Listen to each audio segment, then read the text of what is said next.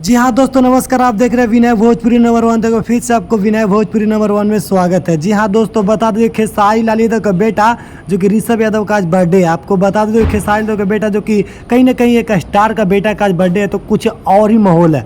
आपको बता दीजिए खेसारी यादव का बेटा का जी इस बार जो कि 8 साल से भी ज़्यादा हो चुका है, पर 8वें साल जो कि ये बर्थडे मनाया जा रहा है। और देखिए किस तरह जो कि इनके फैमिली के साथ बर्थडे मनाया गया है। और बता दीजिए कि इनका पत्नी देखिए कितना खुश नजर आ रहे हैं।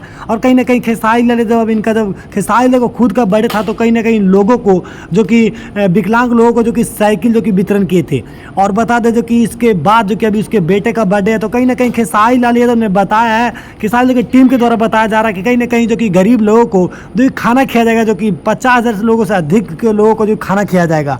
तो कहीं ना कहीं देखिए कितना खुशी का माहौल है। देखिए पूरा खेसारी लाल का जितना भी टीम था, सभी लोग इनका देखिए मैनेजर और जितने सारे जो कि राइटर सिंगर सभी लोग देखिए पहुंच चुके थे। शिल्पी राय देखिए, अखिलेश बाबा और विजय चौहान देखिए कितने खुश नजर आ रहे हैं। तो कहीं ना कहीं ये खेसारी लाल के घर पे देखिए कितना अच्छा लुक है और काफ़ी खुशी का माहौल है।